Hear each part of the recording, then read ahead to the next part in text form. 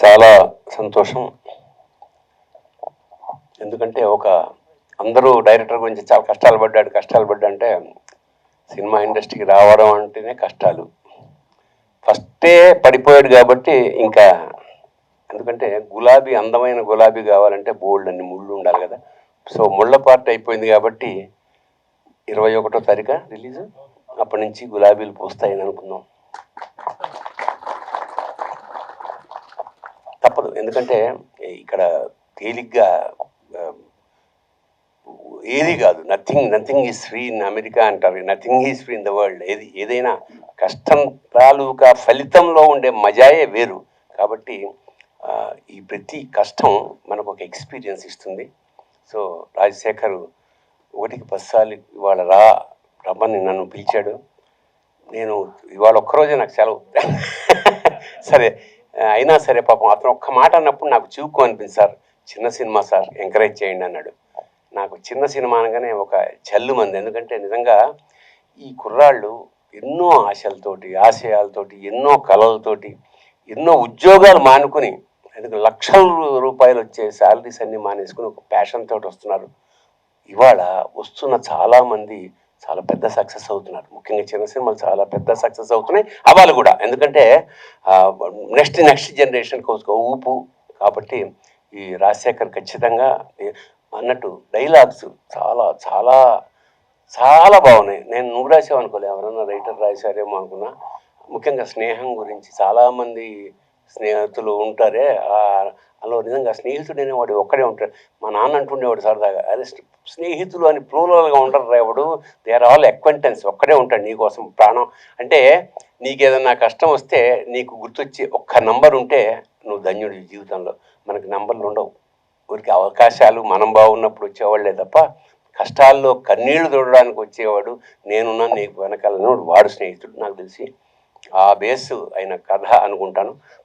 పాట కూడా చాలా చాలా అంటే స్నేహం మీద చాలా పాటలు వచ్చాయి. బట్ వింటూ ఉంటే ఆ లిరిక్ చదువుతుంటే రాంబాబు చాలా బాగా రాశావు రాంబాబు, వండర్ఫుల్. ఎందుకంటే ఈ సంగీత సాహిత్యాలే కదా ఏదైనా. పాపం నాకు ఇంకా విషాదం అంటే ఇంత చక్కటి సంగీతం అతను పాపం మ్యూజిక్ డైరెక్టర్ వెళ్ళిపోవడం అనేది నిజంగా పాపం ఎక్కడో ఆయన ఆత్మ అక్కడి నుంచి వీళ్ళందరినీ ఆశీర్వదిస్తూ ఉంటుంది. ఖచ్చితంగా మంచి సంగీతం కూడా అందించాడు అతను.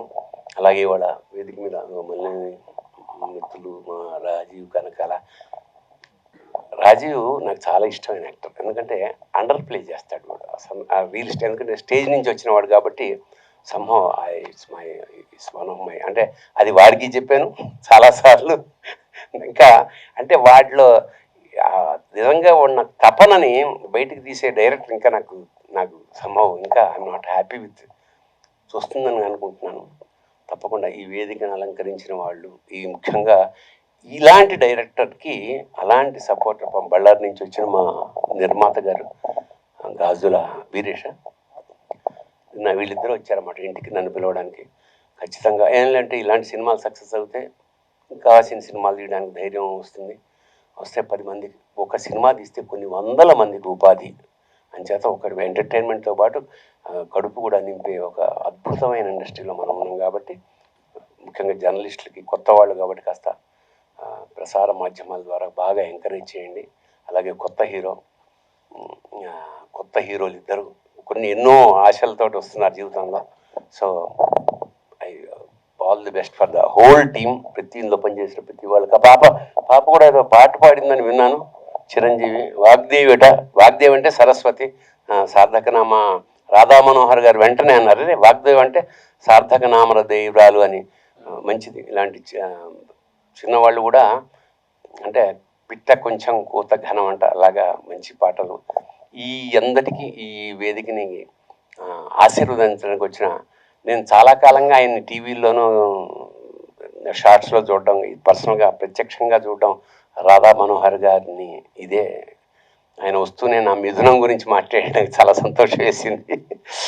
అంటే సినీ మాధ్యమం ఎంత పవర్ఫుల్ అంటే సామాన్య ఒక స్ట్రాంగ్ విషయం ఏదైనా చెప్పదలుచుకుంటే సినిమాని మించిన పవర్ఫుల్ మీడియం ఏమీ లేదండి.